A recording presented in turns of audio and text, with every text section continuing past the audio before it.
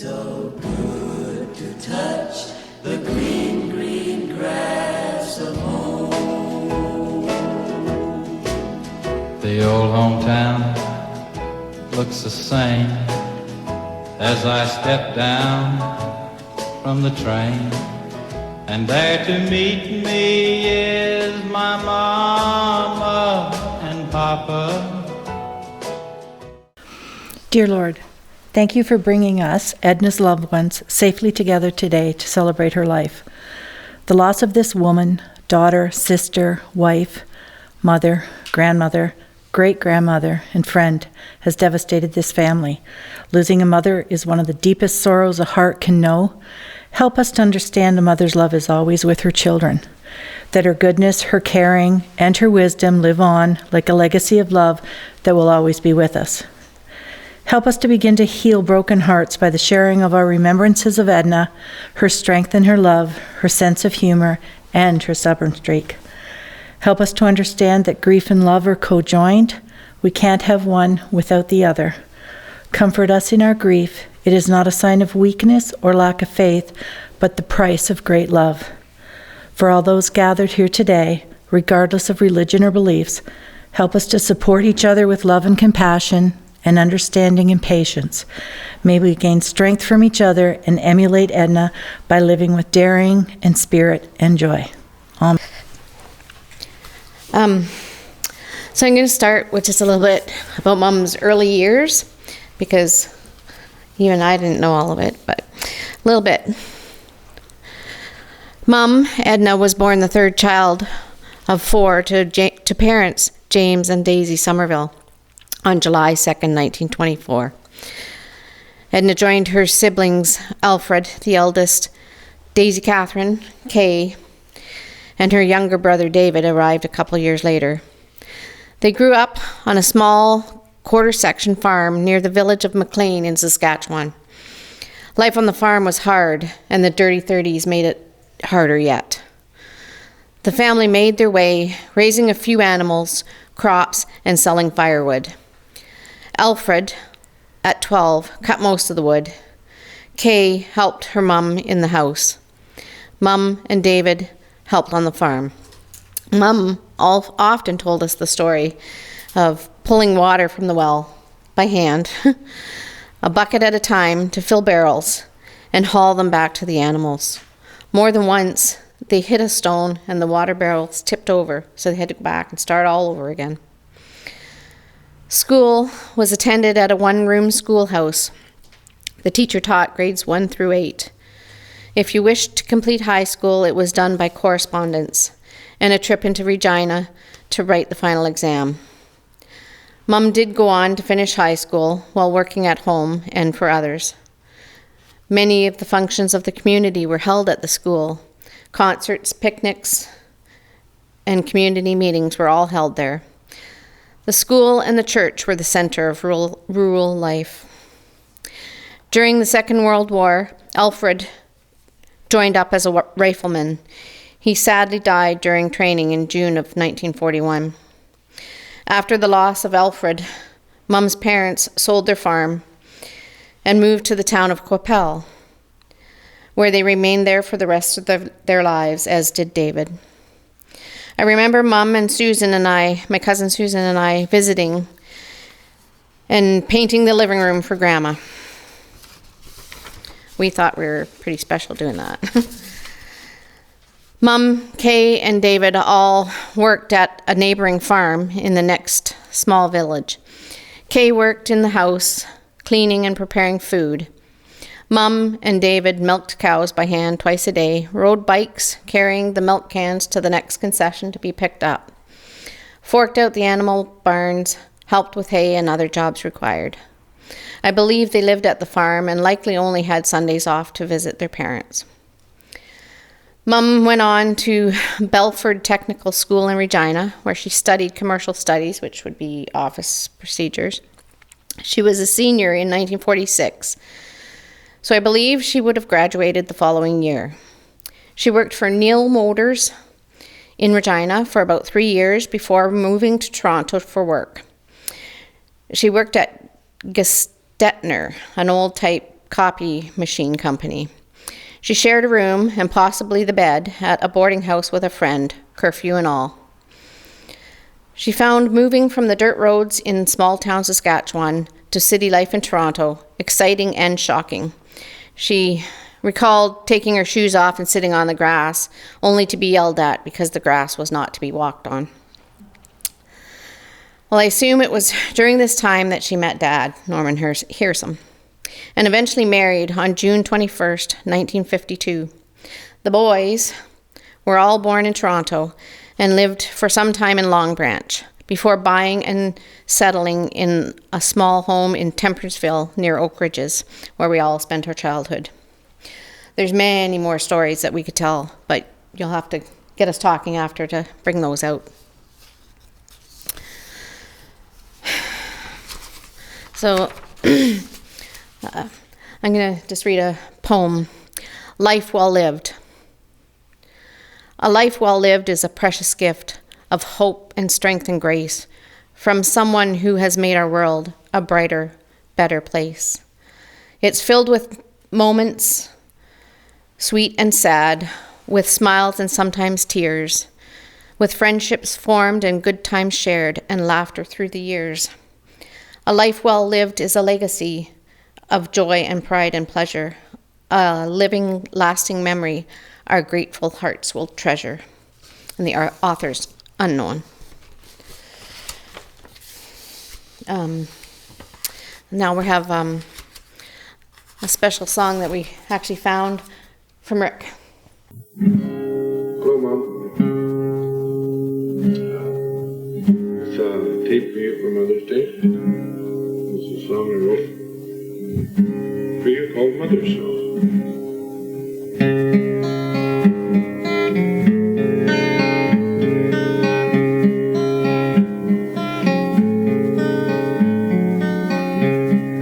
Songs for lovers, songs for friends, songs for good old boys too.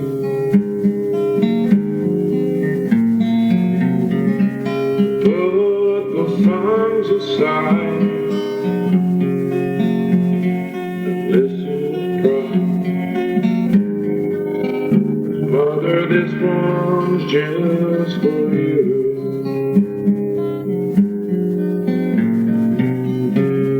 It's my way of thanking you for all the years, putting up with your prodigal son.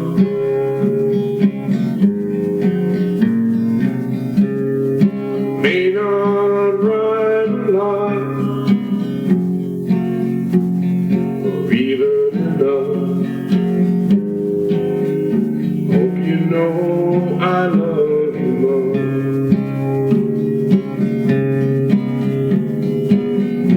I just want to tell you I'm proud to be your son.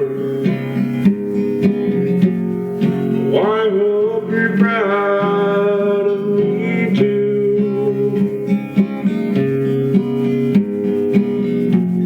I'll write you a letter, sing you a song. Mother, this one's just for you.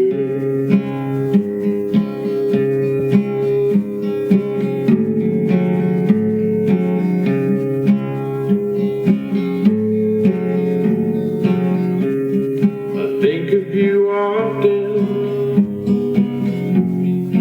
at work or play,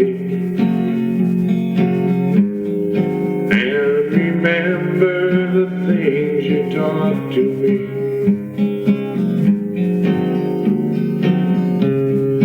Tell right from wrong, how to stay strong and be what I want to be.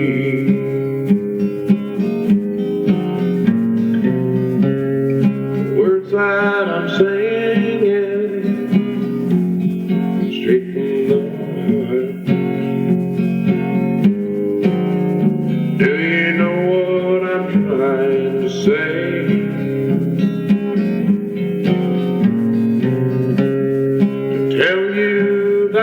you're loved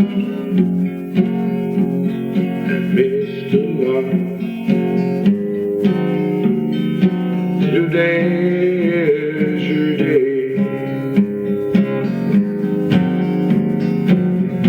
I just want to tell you, proud to be your son. Oh, I hope you're proud of me too.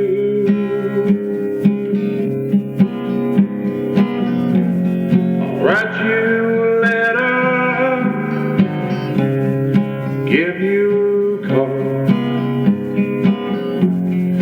Mother, this song's just for you.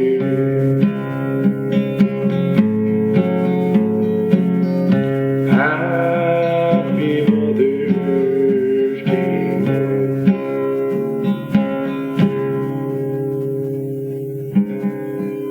It's the mother's song.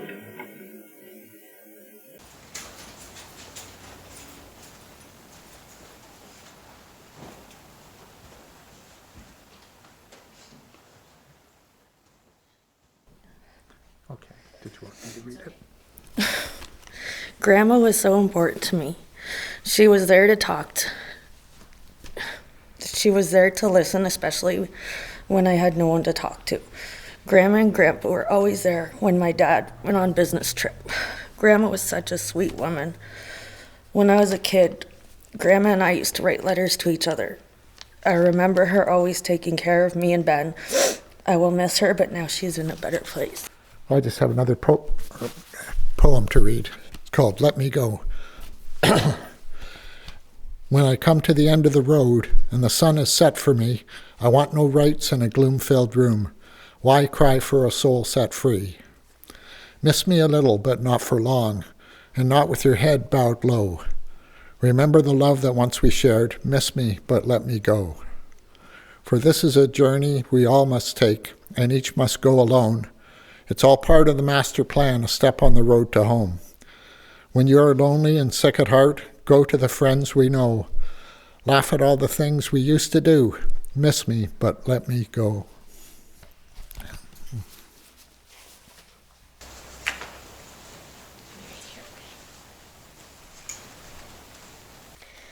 It's crazy to accept the fact that Big Grandma is gone now. But one thing I do know is that she is with Big Papa and Grandpa and is safe with them. When I found out Big Grandma passed away, my heart shattered. I felt alone and like I could have saved her life, even though I know that no one could have. I talk to Big Grandma, Grandpa, and Big Papa every day, telling them what I have accomplished in life. I hear them say that they're so proud of me. I remember this one time I was over at her house and I made her chicken pot pie. I don't think it was fully cooked, but she really liked it. I think it's because she loves spending time with all her grandchildren and great-grandchildren. Another time was with a Snapchat filter, and she was just amazed by it. And she said the hilarious thing. Last time I talked to her, she asked me and my mom if we knew what Auntie Di did. We said, no, what? And she said, oh, I don't know. I'm very grateful that I ended up being one of her great-grandchildren. I am so thankful for the many times she made me laugh, smile, and made me feel good about myself. Big Grandma was always a very honest, caring lady who made a great impact on everyone's life. I have many great memories with Big Grandma. When I was in the hospital, I would talk to her about how I was feeling emotionally. Although I knew she would not remember, she still always listened to me. I wish I was able to always spend more time with her, but I have to remember that I knew she knew that I loved her and always will, and everybody else here does too. I will always remember her and keep her close to my heart. I love you, Big Grandma. I know you're at peace.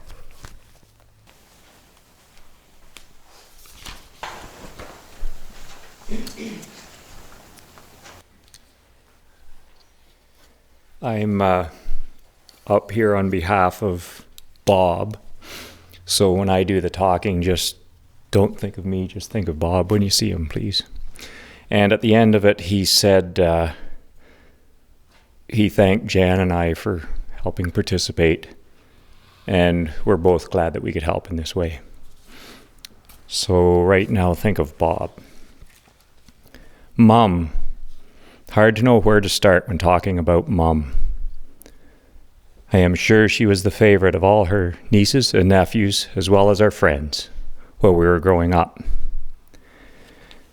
No doubt she was special, and not just because she was my mom. How she managed to put up with 3 boys and Dad in that little house where we also welcomed Diane, my other brother, eh? Rick would like that one. Growing up, our friends were always welcome.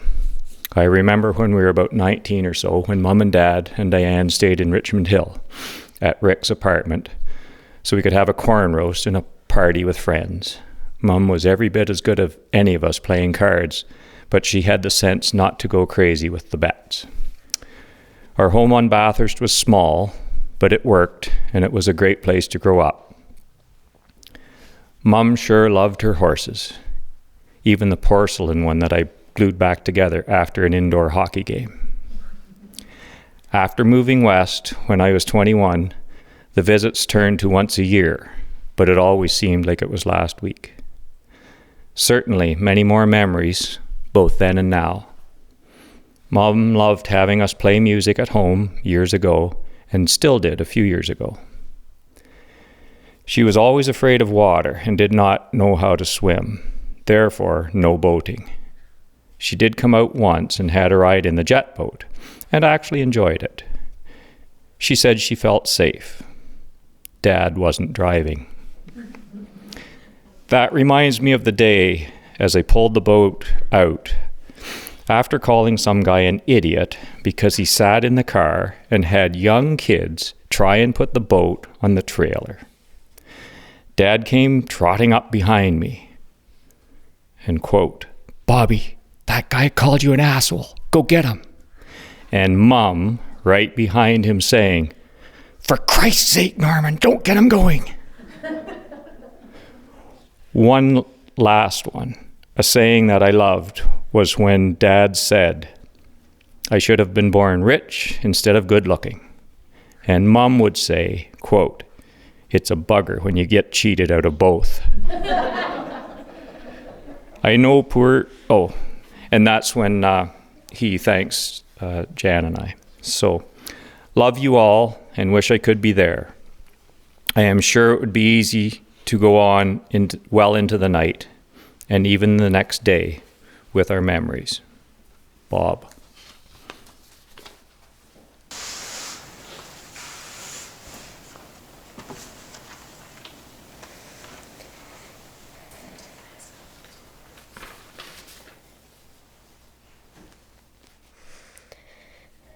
Tell me, what does it look like in heaven? Is it peaceful? Is it free like they say? Does the sun shine bright forever? Have your fears and your pain gone away?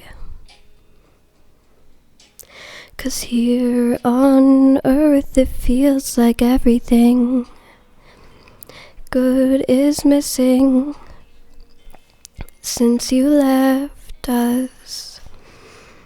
And here on earth everything's different. There's an emptiness. Oh, I hope you're dancing in the sky. And I hope you're singing in the angels' choir. And I hope the angels know what they have. I bet it's so nice up in heaven since you arrived. So tell me, what do you do up in heaven? Are your days filled with love and light? Is there music? Is there art and invention? Tell me, are you happy? Are you more alive? 'Cause here on breath, it feels like everything good is missing since you left us. And here on earth, everything's different. There's an emptiness. Oh, I hope you're dancing in the sky. And I hope you're singing in the angels' choir. And I hope the angels know what they have. I'll bet it's so nice up in heaven since you arrived. I hope you're dancing in the sky. And I hope you're singing in the angels' choir. And I hope the angels know what they have. I'll bet it's so nice up in heaven since you arrived. Since you arrived.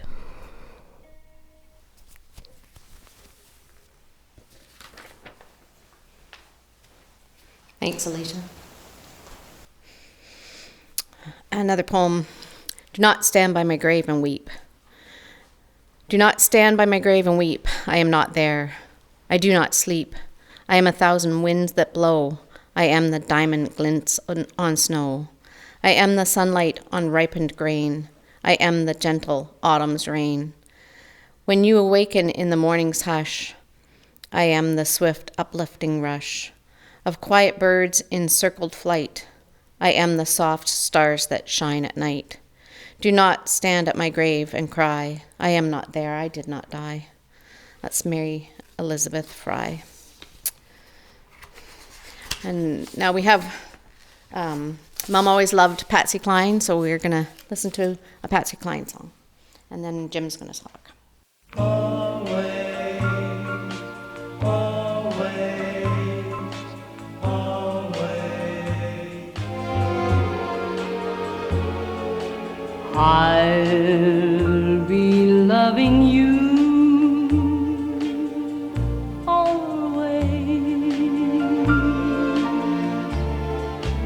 with a love that's true, always.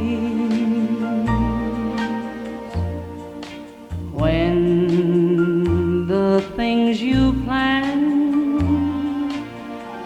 need a helping hand, I will understand. Always, always. Days may not be fair, always. That's when I'll be there, always. Not for just an hour, not for just a day,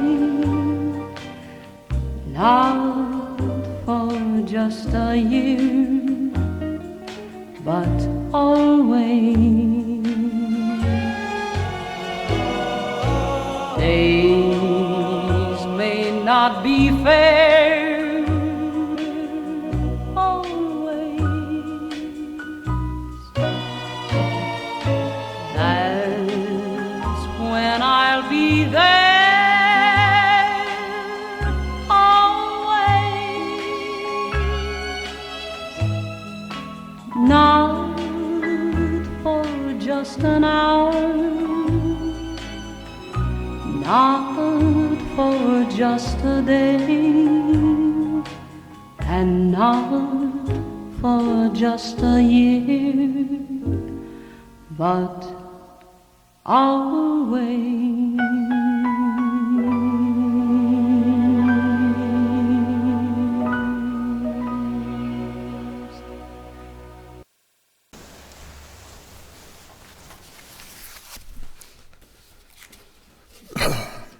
Well, there's so many years and so many memories of Mom that it's hard to put them all down in a way that makes sense. But I remember some of the places we lived before moving to Temperanceville. Vaguely, there was a house in Newmarket across from Margie's and right down near the railway tracks where we lived with Violet and Paul. And then I remember a house on St. Clarence Avenue where we lived for a bit with other Hearsum family members. And I remember some memories of walking to and from nursery school using the back alley. Then there was the house in Long Branch where we lived close by the school and where I went to, I think it was grade 1. I remember being sick when some school event went on, and Mum had sent Bob over, little Bob at that point in time, to the school to get my package of goodies. And we watched him from the end of the driveway walk over and back again. But then we moved to Temperanceville onto Bathurst Street. The old house was actually stuffed with furniture of the previous owner, and us boys had fun pushing each other around in this old wheeled chair, trying to create a haunted house experience. But it was this very small, older house, and it actually, when we bought it and moved in, had no indoor plumbing, hello outhouse, no well, and no furnace. So Dad corrected all these deficiencies while Mum kept us all fed and sane. And that's where we all grew up, and I guess 20 plus years, Mum and Dad were there as well. But no matter where we lived, it was Mum that made it work and made it a home. She was always the one to take care of the money, do the shopping, make ends meet, etc. And she was always the one to get along with the various members of the extended Hearsum family, especially Marge and Lynn, Violet, Ronnie, and Lorraine. And she was always, of course, making sure that she was there for us and making sure that us boys and girl got what we needed. Now, Mum was a big churchgoer when we were young and did regularly participate as part of the congregation of the United Church in Temperanceville. But Reverend Stotesbury was the minister I remember most, and I think he was the one that Mum liked the best.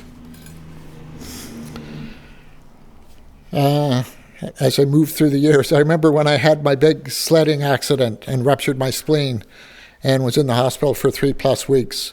I remember being delirious and pulling out the tubes that were in me. So eventually they just wrapped up my hands. They had big balls of tape on them, and I couldn't pull out any tubes. But I remember Mum being there when I finally came to my senses and spending time with me as I recovered. Mum was never one to embarrass any of us, even if she had a point to make. That same year as my accident, I was actually tested and prescribed with eyeglasses. These weren't the nice ones we have nowadays. They were these big, clunky black ones, and I, of course, was not thrilled with having to wear them all the time. So I used to take them off as I got on the school bus and leave them off all day at school, only to put them on again when we got off the bus coming home. All was fine until my grade 8 graduation, which Mum attended, of course, and she spotted me sitting with the rest of my class with no glasses on. She ran up to me and furiously whispered in my ear that we'd paid good money for those glasses and I better stop being stupid and put them on. But even then, she wasn't going to embarrass me in front of everyone, and I just left them off and went home for the summer spectacle-free. Our family were and are big-time card and game players, and I remember playing cards with Mum, Dad, Bob, and Rick when I was young, and then all through my youth and young adult years. We played all kinds of games, but I remember most playing poker, patience, euchre, whist, rummy, canasta, Scrabble, and could probably go on. But even as I grew older, whenever I was down or alone, Mum was always there to spend time with me and play games. Similarly, I was also always a big reader, but Mum was as well. And for many years, we read many of the same books, and I can remember handing off my books to her when I finished with them so she could enjoy them as well. I remember us both reading Stephen King novels in particular, starting with Salem's Lot, his vampire novel that sort of kicked him off on where he was going. And I also remember passing on a number of the science fiction novels that I liked for her to enjoy, and she did enjoy them. Well, I did leave home to live in Newmarket when I was 25 or 26, and I remember I had some rough and lonely times while I was living on my own. I was blessed to have relatives like Violet and Margie, but mostly being able to visit or call on Mom on the phone when I needed to. After moving to Keswick and having kids of my own, Mom and I still maintained a close relationship. And there was lots of visits to Mom and Dad's place, and they were always happy to see us. And Mom was always ready to babysit or visit Ben and Abigail, and they both forged close relationships with her. But I remember how tough Mom was when she needed to be. She spent years at home raising us kids, but eventually, of course, we got older, and she had more time for herself. She learned to drive and got her driver's license as an adult, eventually getting her own car. And she reinvented herself by building a career working at Canadian Tire in Richmond Hill. I know that she enjoyed the independence, socialization, and sense of accomplishment and financial freedom this gave her. Mom and Dad eventually sold the house on Bathurst, and at that point they split up and each went their own way for a period of time. I'm convinced that she had had enough of the way things were and wanted to give herself some space to think things out. She lived by herself in Aurora and Newmarket for some time before reconciling with Dad and moving to Cargill with him. I especially remember how much Mom enjoyed having her own vehicle and being able to go where she wanted when she wanted to. She was very proud when she got her one and only brand new car. Mom held her driver's license well into her 80s, and when she finally did give it up, she always regretted not going for another license extension. Mom was very sociable and loved visiting with relatives and friends. She was a favorite relative on the Hearsum and Somerville sides, and everybody loved spending time with her.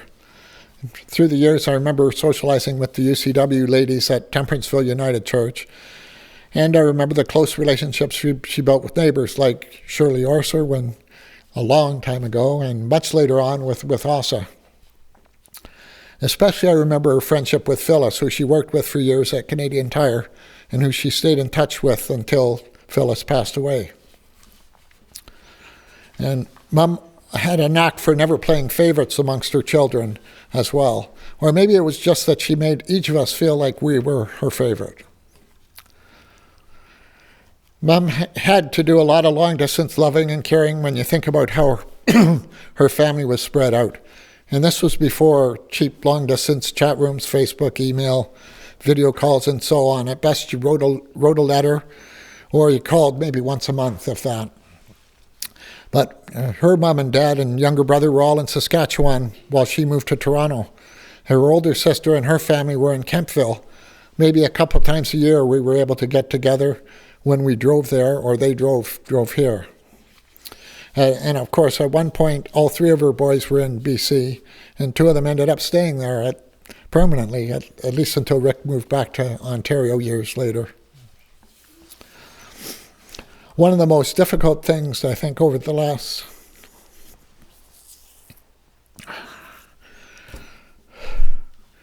number of years was to watch Mom lapse into dementia.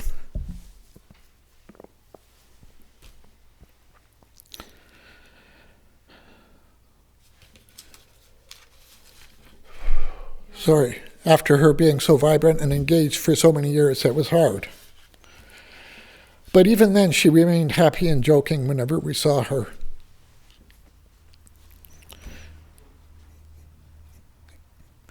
And I think that reflected the type of kind and wonderful person she was at her core.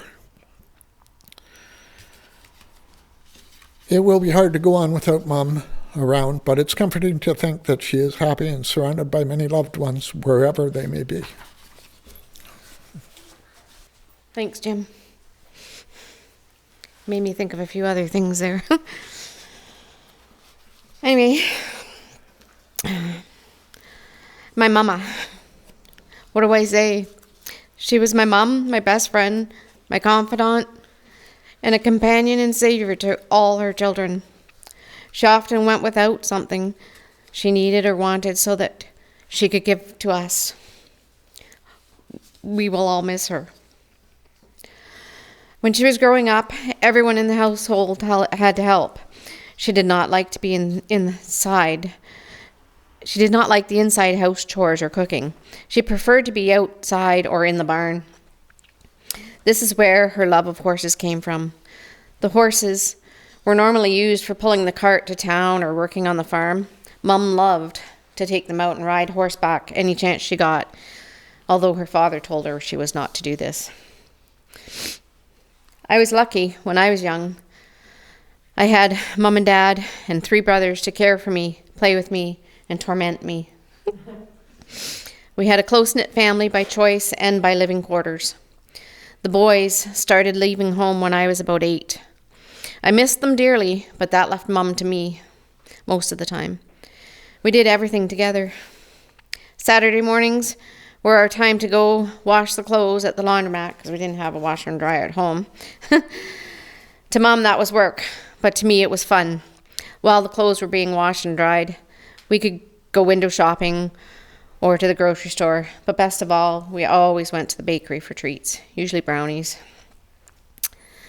Mum could not swim and was actually very afraid of water, but she still took me many days in the summer to Lake Wilcox to swim.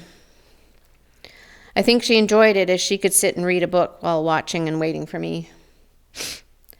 Games, cards, and Scrabble were a lifelong activity for all of us, sometimes heated when we were losing. Mum was always the person we turned to for the final say. During her last couple of years, I missed challenging her at Scrabble as she could no longer play. Mum drove me and usually others to baseball and hockey and many other activities. I remember many times her and I driving off to faraway games and tournaments. We had lots of time to talk in the car when we were on our own. Mum also became my back catcher and practiced with me every day in the summer. She eventually just let the ball hit the wall and throw it back to me to avoid getting hit. She was bravely catching for me till she was 56. Crazy lady. She claimed I kept her young. Mum worked for many years at Canadian Tire in Richmond Hill. She would take summers off to stay home with me in the summer. But the summer I was 13, they called and wanted her back in. She didn't want to go, so they offered to hire me also. So off we went to work in the basement, putting price stickers on all the incoming freight. I stayed there working with her every summer until I finished high school. This was no easy task, as she made sure I worked hard and did not fool around. Mum stayed there till she was 67. The older I grew, the closer we became. She was there for me at all times, and I hope I was for her. Mum helped me care for and raise Blake and Andrew. I would have had a lot harder time without her help. As she aged, I was able to help her when she needed it. We both spent a lot of time looking after Dad when he got sick. I would go to their house in Cargill, take her shopping and banking, etc., as well as be on call to race to take Dad or her to the hospital.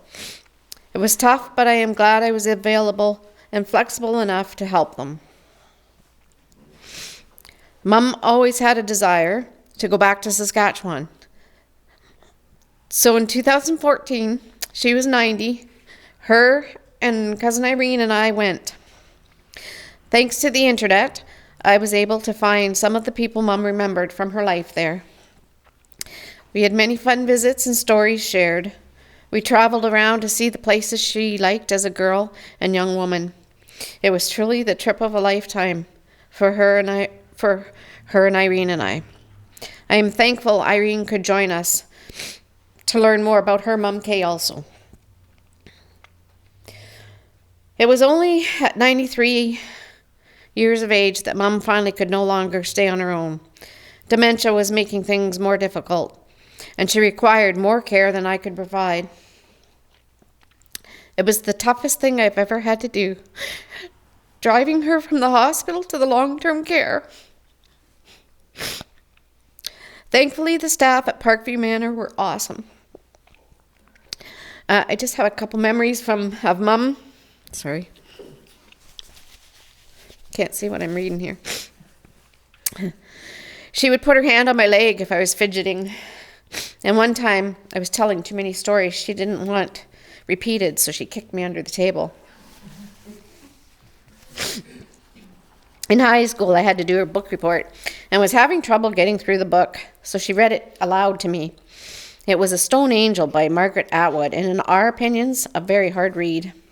But with her help, I got it done. Mum taught me to drive back roads at 15.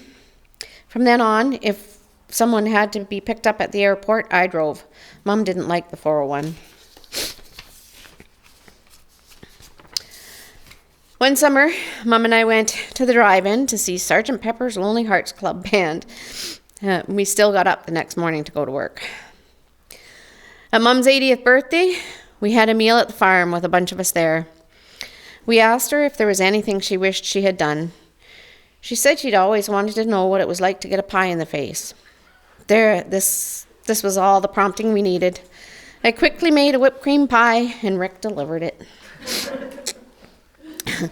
Mum loved it. She was laughing so hard, she sucked the whipped cream into her nose. Rick also took her up in a hot air balloon for her 80th birthday. She loved that too. I wouldn't have been able to do it. I'd be too afraid.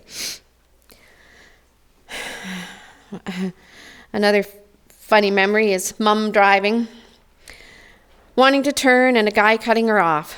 So uncharacteristically, she yelled out the window, fist raised, "You dipstick." Didn't come out that way. It came out, "You stiff dick." Well, she looked at me in horror and said, "Don't tell the boys." We were laughing so hard she could hardly drive off the road. Anyway, we laughed, we cried, complained, and loved together.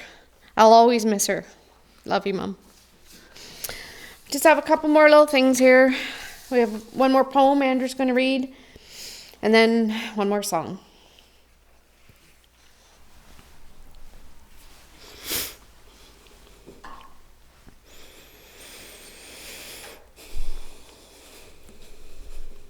This poem is called She Is Gone by David Harkins.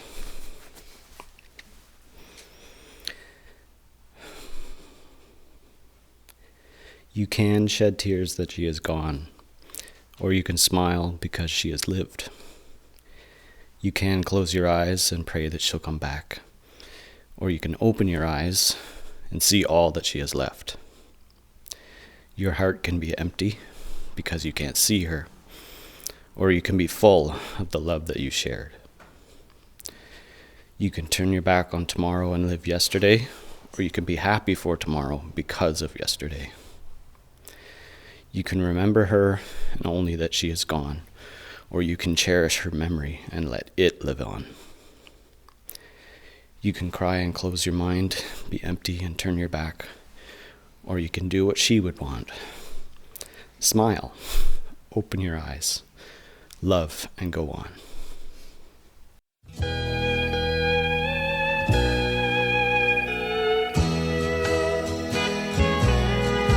I hear footsteps slowly walking as they gently walk across a lonely floor,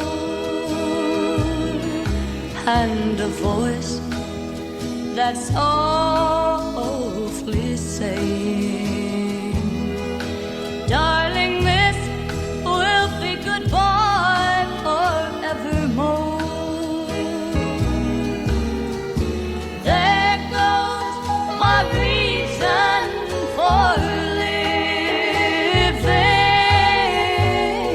There goes the one of my dreams. There goes my only possession. There goes my everything.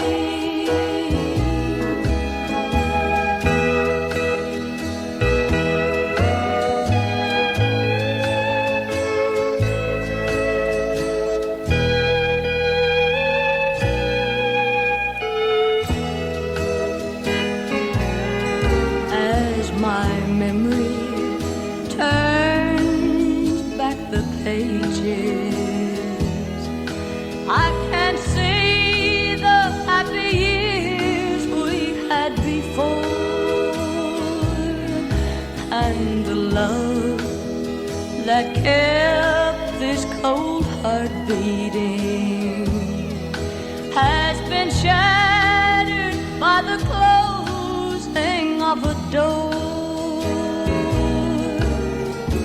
There goes my reason for living.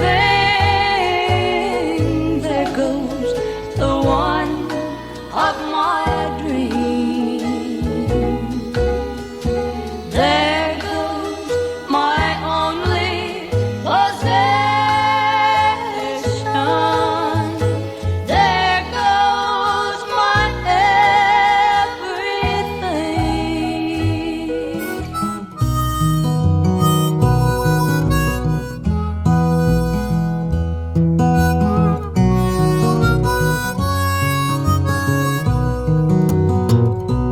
From this valley they say you are leaving. We will miss your bright eyes and sweet smile, for they say you are taking the sunshine that has brightened our pathway wide. Come and sit by my side if you love me. Do not hasten to bid me adieu. Just remember the Red River Valley and the one who has loved you so true. For a long time, my darling, I have waited for the sweet words you never would say. Now at last, all my fond hopes have vanished, for they say that you're going away. Do you think of the valley you're leaving? Oh, how lonely, how drear it will be. Do you think of the kind heart you're breaking and the pain you are causing to me? Come and sit by my side